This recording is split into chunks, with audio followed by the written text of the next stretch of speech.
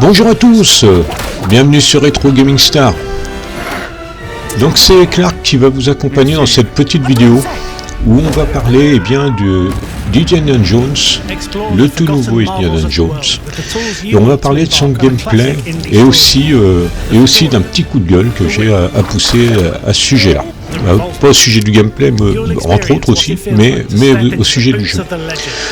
Donc avant cela, eh bien, je vais vous inviter quand même à vous abonner, à liker, à partager, à faire des petits commentaires, donner votre avis sur cette nouvelle chaîne, ce que vous pouvez en attendre, si vous avez des propositions. Je suis à l'écoute. Donc au préalable de cette vidéo, je voudrais aborder un point. Donc le jeu sort le lundi 9.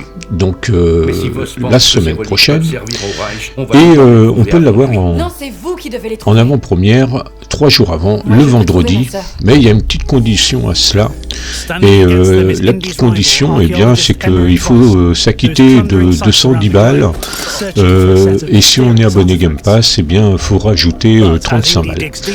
Donc 110 balles pour avoir un jeu 3 jours avant, ça me paraît un petit peu excessif. Et je me demande si on prend pas les gens pour des pigeons. Je pense que si on prend les gens pour des pigeons. Mais bon, il y a toujours des gens qui paieront ces 110 € pour pouvoir avoir le privilège d'y jouer le vendredi à la place du lundi. Pour moi, ça sera pas mon cas. J'ai assez de patience pour attendre le lundi. Donc c'est ce que je vais faire. Et puis je vous ferai une vidéo, par contre, dès le lundi, vous aurez une vidéo de mon aperçu du début du jeu. On découvrira tout ça ensemble. Alors pour ce qui est du jeu, de ce qui est présenté sur le gameplay, de ce que l'on va nous proposer, et aussi sur le plan graphique de ce que l'on peut voir, eh bien je vais m'attarder un petit peu au tout début, comme ça, sur le plan graphique. Moi j'ai un jeu qui me sert d'étalon, qui me sert de base de comparaison, c'est Senua Saga Hellblade 2, car je pense que à l'heure actuelle c'est un bon jeu pour faire des comparatifs graphiques.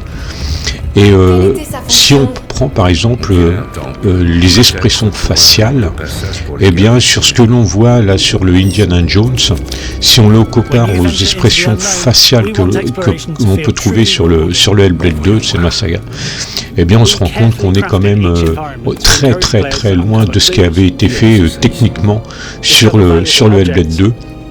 On en est très loin, même si c'est bien travaillé, on n'est quand même pas au niveau. Ensuite, sur l'aspect graphique, sur l'aspect des détails graphiques, sur l'aspect des textures, eh bien là aussi, je trouve qu'il y a quand même un monde entre les deux jeux. Alors là, il faudra voir ce que ça va donner vraiment au jeu. Là, c'est juste des premières images que l'on peut découvrir, mais ça donne quand même un certain aperçu. On peut quand même avoir déjà un premier point de vue sur ce sujet-là. Et je pense qu'en prenant Senua Saga Hellblade 2 en termes d'étalons pour pouvoir faire des comparatifs, eh bien ça permet vraiment de pouvoir avoir un point de vue éclairé, de pouvoir avoir une critique ou un avis un peu plus justifié. Ensuite, pour ce qui est de la mécanique de jeu, pour ce qui est du gameplay, de ce que l'on peut en voir, de ce qui est présenté, eh bien on se rend compte que il n'y a pas d'inconnu sur ce que l'on voit. On se rend compte qu'il n'y a pas grand chose de novateur. Moi je ne vois rien de novateur dans ce qui est présenté dans cette vidéo, du moins sur le gameplay, sur la façon de jouer. Et le choix, ce qui m'inquiète un peu, c'est ce choix de la première personne. J'ai peur que ça soit un choix qui mette un jeu un peu lourdingue, un peu lourd, surtout dans ces phases de combat que l'on peut voir à un moment, que l'on va voir dans le jeu, les phases de combat au point. Je pense que ça peut être problématique. Je pense que la troisième personne aurait été peut-être plus judicieuse à mon avis. Ensuite, on va se rendre compte quand même que dans les phases d'exploration du jeu, eh bien, va se rendre compte qu'il y a de très jolis décors, mais que eh bien c'est pareil, il n'y a pas beaucoup de nouveautés, c'est du déjà vu. On peut nettement comparer ce que l'on voit, ce qu'on a retrouvé dans les Tomb Raider, notamment dans le dernier Tomb Raider. Il y a sur les phases d'exploration, sur les franchissements, ces phases-là que l'on voit à l'heure actuelle, eh bien, bon, bah, c'est des choses qui sont déjà vues.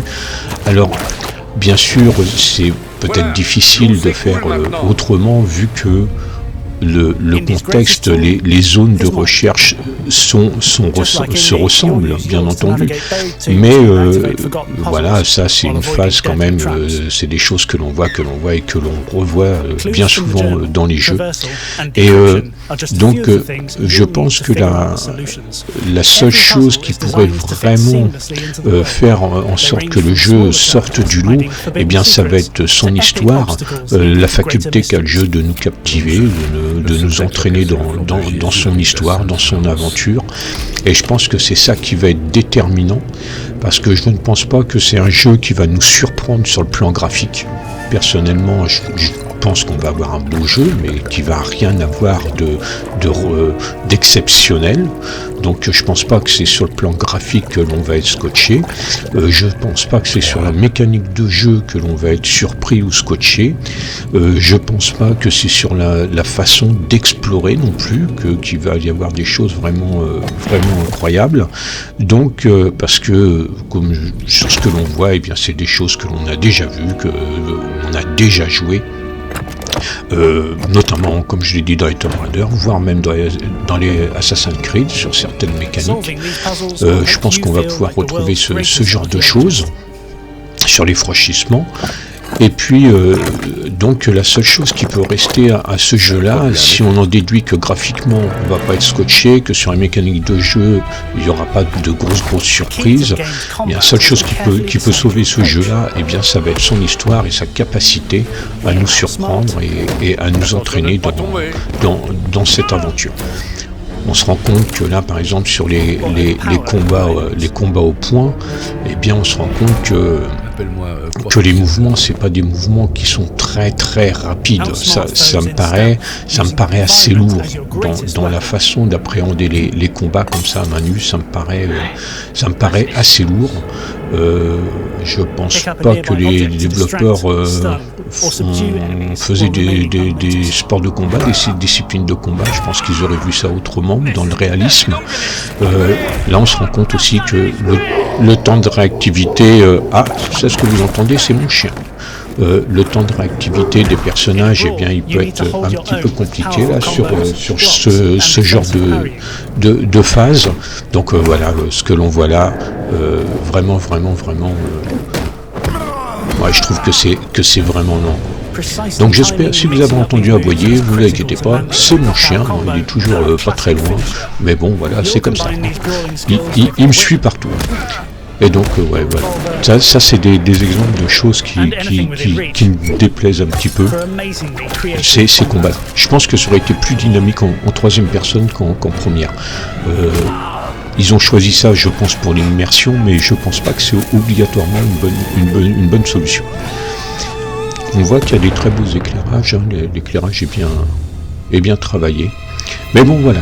Donc on se dit, nous, pour ce jeu-là, à lundi prochain, lundi 9, pour le découvrir ensemble, pour avoir mes premiers aperçus, mon premier avis.